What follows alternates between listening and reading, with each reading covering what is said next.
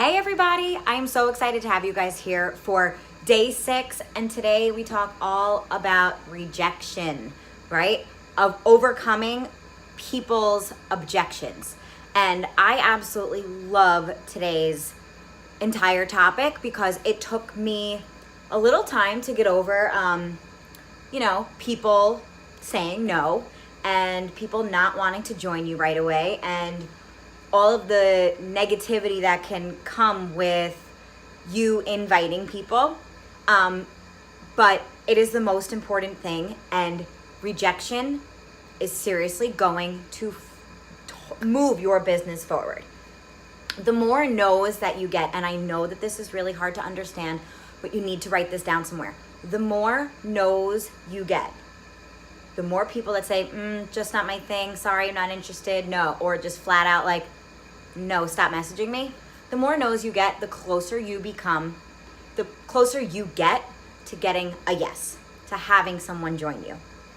And I always like to say that and I didn't coin this term, but when someone says no, it's not no. It's not right now. I'm just not ready right now.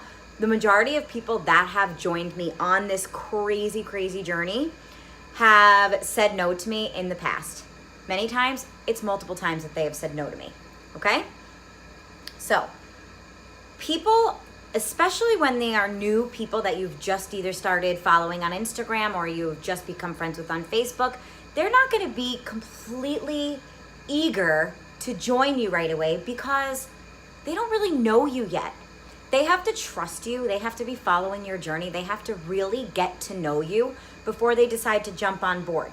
So it is completely normal for a new person that's following you to take a little while in order for them to trust you and to actually go on this journey with you. So we like to kind of just sort through all of those no's. It's like really what we're doing. We are messaging all of these people and we are inviting all of these people and starting all of these new conversations when in reality, we're just sorting through a bunch of no to get to those yeses. And it takes time and it takes effort. But the more that people watch you and the more that you stay consistent, the more that people are going to want to join you, okay? There's actually a book that is dedicated completely around this that is called Go for No. If you want to get it, buy it. If this is something that is kind of hard for you to understand, get the book, listen to it. Your goal should be to get tons of no's because that's how much closer you get to a yes. If you only have 1 or 2 people saying no to you, odds are you're not inviting enough. You're not talking to enough people. So the more no's, the better. Sounds crazy, I know, but it's the truth. All right. So you have to remember too that not everybody is ready right away. When you first reach out to people, a lot of times they don't even realize that this is something that they need, or they know they need it, but they are not in the right frame of mind to actually jump on board, and that's completely fine. Inviting them to this opportunity, allowing them to say no, but then sticking with them on their own journey. Maybe, they say that they want to start something, they're going to go to their own local gym first, or they're going to start working out with their husband or their wife, or they're going to start, meeting up with a friend in the morning, going on runs together. That's great. Keep up with them on their journey. Just because they said no does not mean that they are dead to you. That does not mean that they just don't exist anymore. Because these are people that if you show them that you're going to be there for them no matter what, they will join you one day. They will be there eventually waiting for you to just invite them again, or they're going to reach out to you when they're ready. Okay? Another thing. And this took me a long time to really grasp. Not every single person is going to mesh well with you. So you need to find your tribe. What are the people that you are trying to attract? I am a teacher, right? I don't want to be a teacher anymore. I love teaching, but I don't want to make this my full-time. I don't want to be a full-time teacher for the rest of my life. I want to make Beachbody full-time. I want to be home with my children when I have, first of all, my first baby that's due in December and my future babies. I want to be home. I have these really, really huge, crazy, scary goals, and I have things I want to be able to do. I am looking for the people who have similar goals. The people who maybe are teachers and they're sick and tired of being sick and tired and going to a job where they are not appreciated and going somewhere where it's just too much stress. Those are the kind of people that I am looking to attract. I'm looking for women that are in between 25 and 35, right? Preferably right in their low 30s or higher 20 ranges, because I'm 30 years old. And those are the kind of people that I'm looking for. Now, if somebody who's 50 reaches out to me and wants help on a health and fitness journey, will I ever deny them? Absolutely not, because I take anybody who wants it. But the people that you're looking for to create a team, to create that just feeling of an amazing connection, they're going to be people like you. So you have to think of who are your people and who are the people that you're trying to attract. We don't worry if somebody's not into it, because odds are they might just not be your tribe. You have to find your tribe in order to be successful. Okay. So, like I said, I'm looking for people that want to stay home with their babies. I'm looking for teachers that are sick of like the politics of the entire teaching community right now. Your posts should show what you're looking for, right? So, or your post will just say, I absolutely love teaching. Like, that's something I would write about, how much I love my students, but I'm really sick and tired of this, and this, and why coaching is giving me the ability to do this, and this instead, right? So that's just one little tidbit of you finding the people that you should be finding, not just random people, right? Not just people that you just want those 2 Success Club points or that $40 or $50 for a challenge pack. Now, something that's also amazing about our business and our team is that we have so many ways to combat objections. And this is a beautiful thing. I pride myself on being really great at knowing how to take someone's objection and try to kind of spin it.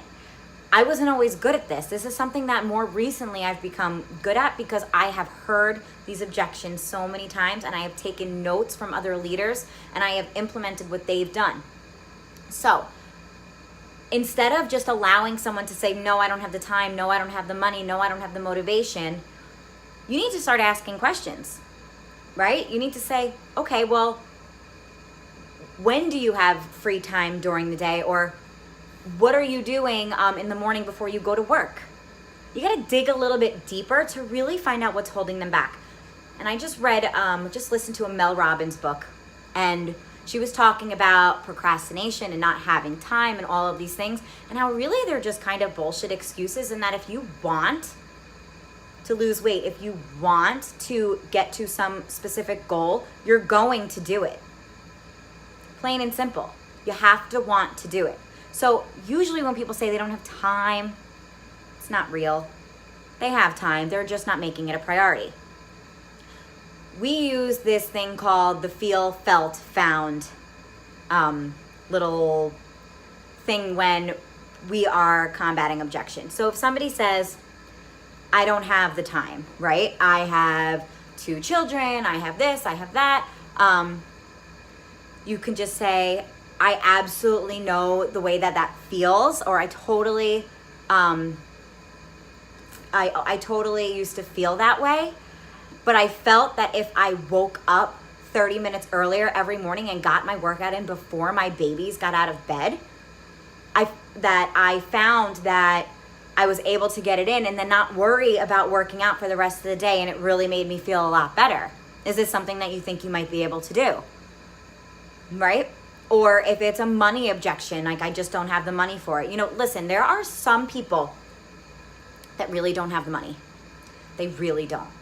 And you need to really be smart and careful about the way that you go about the money objection, because if somebody is just really, really, really, really struggling with money and they're telling you like, listen, my kids don't have enough food to eat, then okay, maybe just like lay off it a little bit. But for the most part, people will say, oh, that's really expensive, yada, yada, yada. You can say, oh, I totally understand the way that you feel right now. When I first decided to buy a challenge pack, I felt that if I gave up my morning Starbucks run and replace it with my shake that I was able to now drink every single day, that I would not have to, I found that I wasn't going to be spending those extra $4 or $5 on my Starbucks latte, and I was able to justify the money that way. Is there anything that you kind of have every day that maybe you don't really need, that you can use Shakeology as your meal replacement instead? And a lot of times they're like, oh, you know what? Actually, yeah, I have this, I go to Starbucks in the morning, or I stop and I get a bagel at Dunkin' Donuts. The amount of people that go through the drive-thru, guys, on their way to work, I was one of those people. I went to Dunkin' Donuts every single morning on my way to work before Beachbody. So disgusting, so unhealthy. And I spent like anywhere, if it was just like my latte, it was like $3 to $4. And then if it was my bacon, egg, my sausage, egg, and cheese, or my egg and cheese, or my everything bagel with cream cheese, and that I was spending close to $7, $8.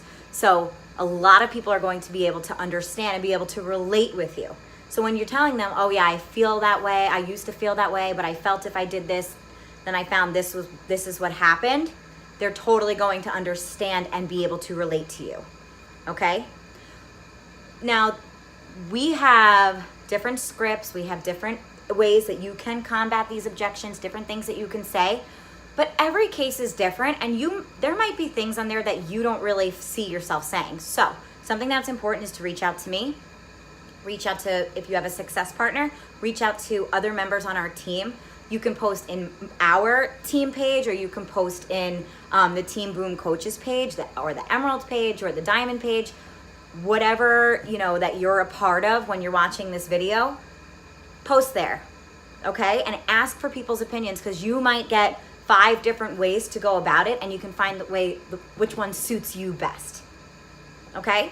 And then instead of just letting someone say no, and even if you're combating their objections and they're still like, no, not happening, always say, okay, cool, well, do you mind if I follow up with you and so date, or in a month from now, to see if maybe you'd be interested next time around?